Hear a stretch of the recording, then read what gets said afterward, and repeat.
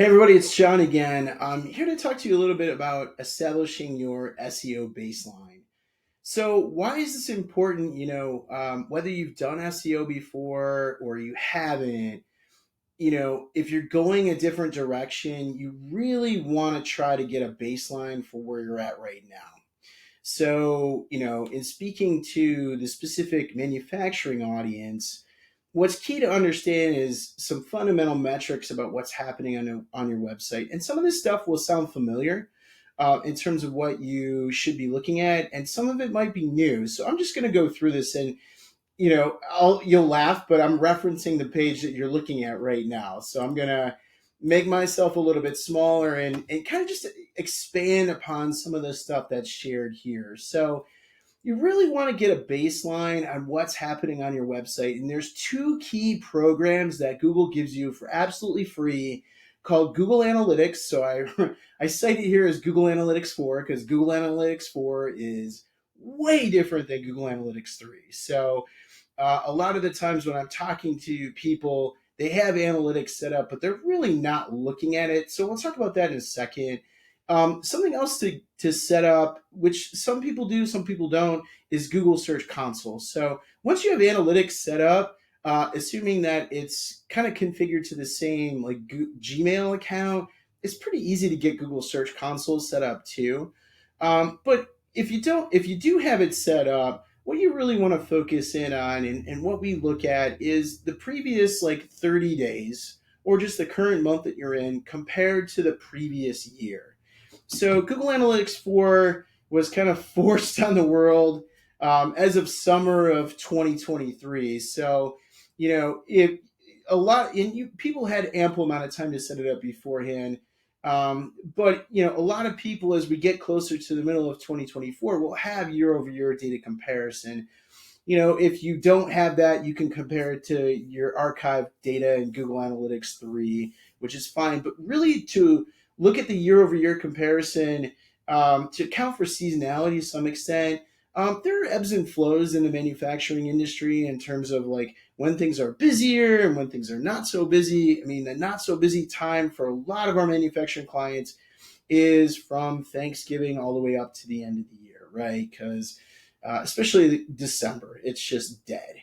But in Google Analytics 3, 4, you'd look at traffic, you'd look at time on site, and something else called conversions. That you want to really you have to configure by default when setting up Google Analytics. So what you would ideally want to do, and they call it key events now. So it used to be called conversions. It's now key events. What you want your key events or conversions to be is something that really resonates to the bottom line. So if you have those set up, you can not only see who's coming to your website, but what source these either form submissions, which is typically something that we wire up as a key event or conversion, or a phone call. You can really trace that to this specific channel, and that's something that you want to have set up by default to ideally for any of the stuff to show the before and after. So Search Console is really good because you can go in and see what search terms your website gets impressions for and also clicks. And that's something also that's super helpful to compare to the previous year too, to see as you make changes to your website, what keywords get more impressions and what keywords get more clicks. So that's something that you can keep an eye on. Certainly there's a ton of other information within there. Something that I also alluded to earlier in Google Analytics 4 is forms. So it's so funny because a lot of people will come to us and they won't have forms on their website at all. And some of them are they just don't have them and they list an email address and phone number and that's good. Other ones, they'll just be like, hey, all I get is spam through that. So I just don't want to have it up on there. Some will have the form up, but it just doesn't work. So, it's a variety of things, but we encourage people to add forms to their website.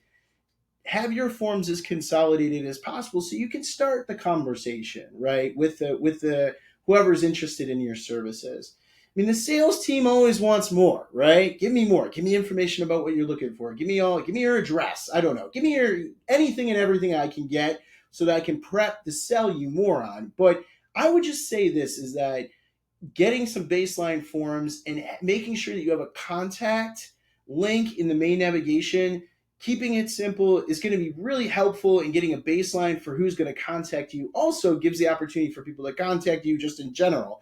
And having a form versus an email address, you would be amazed at how much higher of a response rate the form versus the email is, simply because people can just go in and fill it out. And so we recommend HubSpot. We also recommend Wufoo, WUFOO.com, to check out. Both of those are third-party programs. HubSpot does a ton more. It's a CRM, but Wufoo allows you to create forms in a drag-and-drop interface. Super helpful and informative. And then the last thing that you can get into is like just doing a quick website diagnostic scan. So there's many websites out there that will do this. Moz, SEMrush, SE Ranking, something else we use.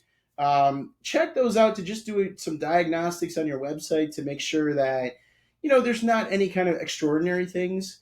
But all this is like prep work that we'll do ahead of making sure all the boxes are checked in month one, so that we have proper data coming in to make informed decisions on the SEO front. So hopefully it helps. If you have any questions, reach out, but just trying to give you a little bit more meat to the specific section. All right. Thank you very much.